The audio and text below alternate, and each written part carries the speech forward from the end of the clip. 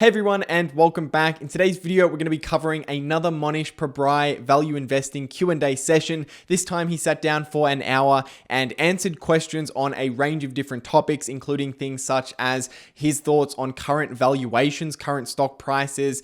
He gave his opinion on investing in Alibaba and investing in China in general, to a number of other topics, including how he adapts or doesn't adapt his strategy in order to invest in different types of businesses, different types of stocks. I, of course, cannot go through everything that was in this 1 hour video in today's 15 or so minute video. So if you want to see the original, I highly recommend that you check it out. I'll leave it linked down in the description below. But today, I'm going to give you a summary and my thoughts on some of the most important parts, so that if you don't have an hour, you can sit down with me for about 10 to 15 minutes and get a quick summary of the most important parts. But with that said, hope you guys get some value out of today's video.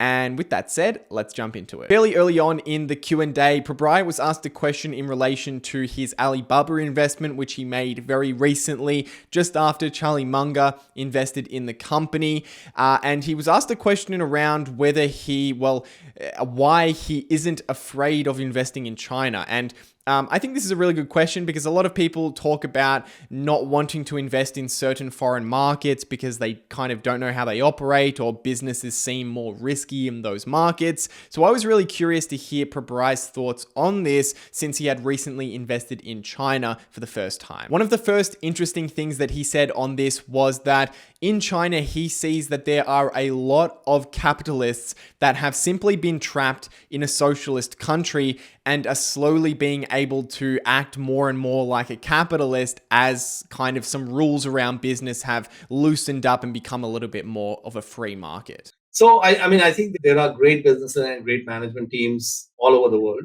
And there are many of them in China. And, I think like Charlie Munger would say that the Chinese are natural entrepreneurs. They're actually natural capitalists who were trapped in a socialist system. And so when those shackles were lifted, you actually unleashed something quite dramatic. And the result of this is that as China has become more business friendly over time, these capitalists in China have been able to build some really, really great businesses. And Mohnish Pabrai thinks one of those is Alibaba. Given my circle of competence, I think most of China would be off limits for me. Small sliver of it, I think I can understand.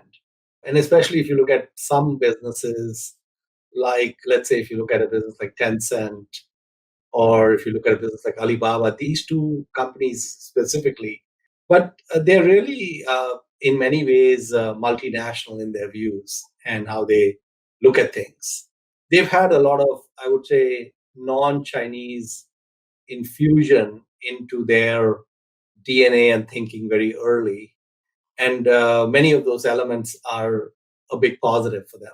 He then talks about how Alibaba is much more of a multinational company than what you would just consider a normal Chinese company. There's a ton of foreign investors, a lot of Western investors, a lot of US investors, for example, that have been there from day one. And the business in Pabrai's eyes is very much run like a multinational. It's not a strictly Chinese business, even though that's where it originally operates. However, Pabrai finishes his talk around China in basically saying that China would be a difficult environment for most investors to invest in. I think China would be a difficult country for most investors, because you need to understand the nuances. And that's kind of where I personally sit on it. I really don't understand how the Chinese economy operates. It operates in a very different way, under very different regulations to, say, the US or Australia, which, while they are different countries, operate under many of the same structures in terms of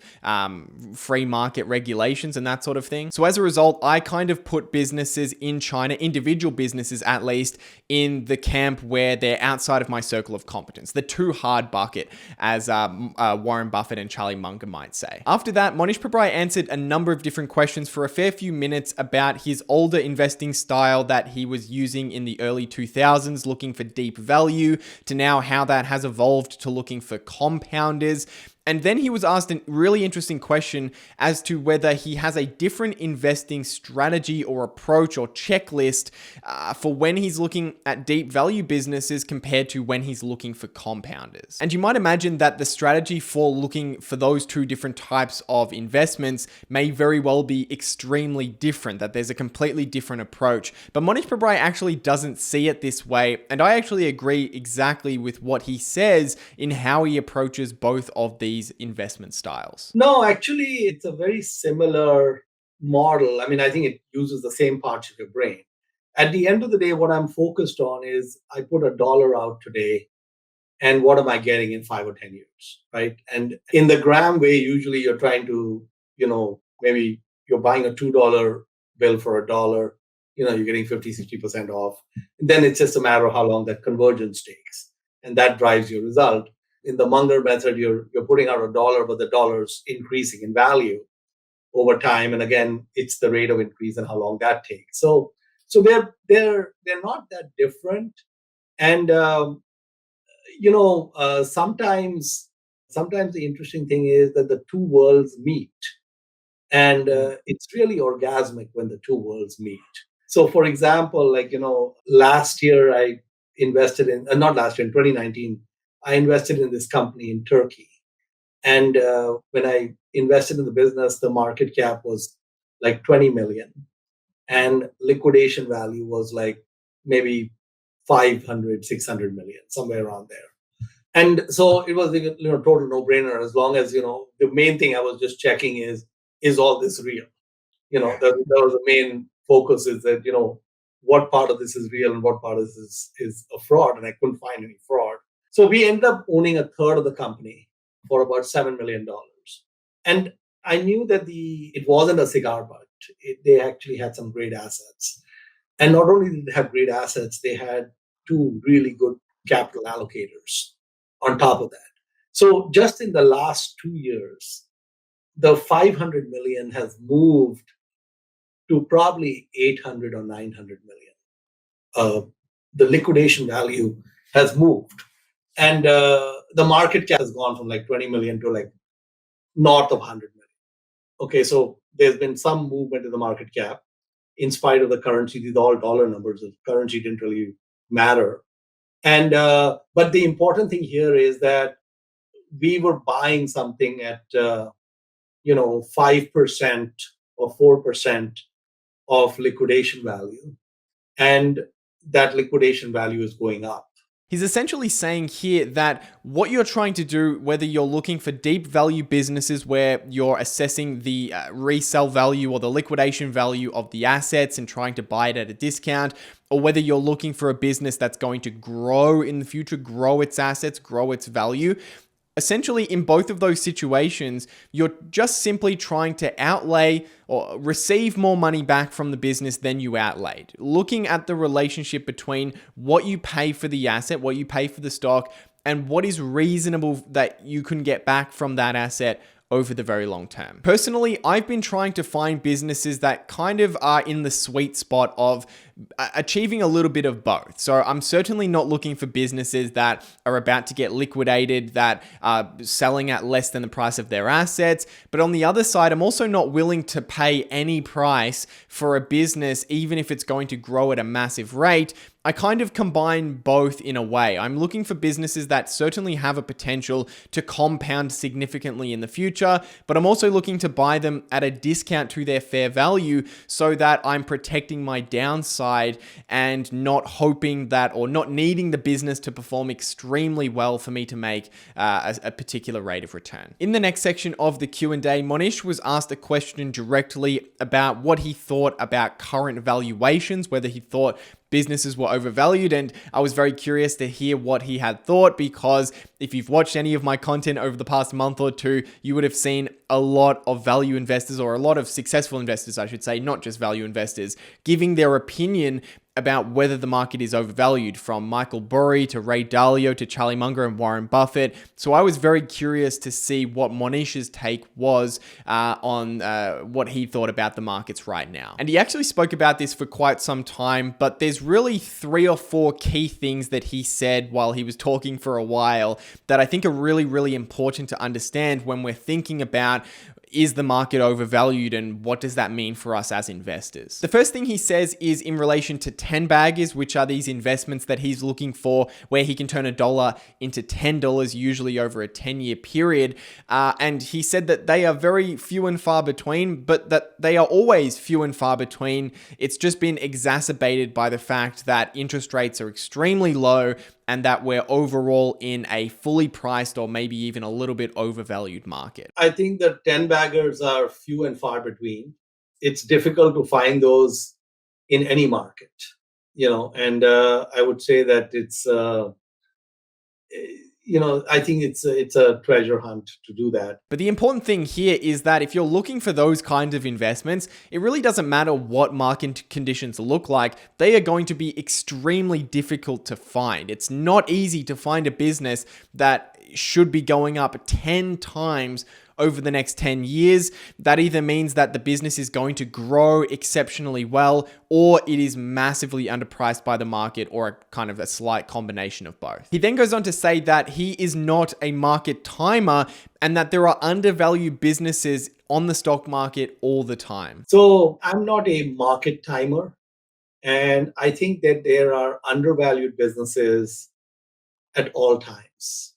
It's just that the geographies and the industry and different things kind of change. So there's a book that I really like, which came out many years ago, called Trend Watching. That book chronicles a wide number of bubbles. It's just a story of all these different bubbles around the world at different times. And what you come out after reading that book is that bubbles exist all the time in different markets, different asset classes, different geographies, different industries. It's just part of the human experience. Humans vacillate between fear and greed. And so you will get some areas of the markets which are ridiculously overvalued at times. And at the same time, you can also get markets which are deeply undervalued, all of the above. And I certainly agree with this sentiment. I think a lot of the time, value investors get put into the camp of people who are trying to time the market and predict when a crash is going to happen. But true value investors are distinctly different from people who are speculating on when the stock market will go up and down. True value investors are just very, very patient and selective on the opportunities that they take up, that they invest in. But by no means does that mean that you are trying to get out of the market when it's overvalued and just trying to get back in when you think that it is cheap. You're just looking for individual opportunities. And when everything is down, when the market is down 50%, there will be more opportunities naturally because everything is getting dragged down with the overall market. But even when the market is overheated or fully priced like it is now, there can still be individual opportunities. And that is super important to understand that as a value investor right now, just because everything is looking expensive doesn't mean we should stop looking. It doesn't mean we should just wait for a crash. You should always be looking for unique opportunities to invest, because even when everything is expensive, there can be individual stocks that can offer a really good rate of return. And Mohnish Pabrai explains exactly what kinds of conditions cause businesses, even in an overvalued market, to become really good investment opportunities. So I think the approach is a treasure hunt. There are like 50,000 businesses around the world, and they all have different things going on with them every day. And a company can hit an air pocket or a headwind, which is very temporary, and the market takes it out back and shoots it.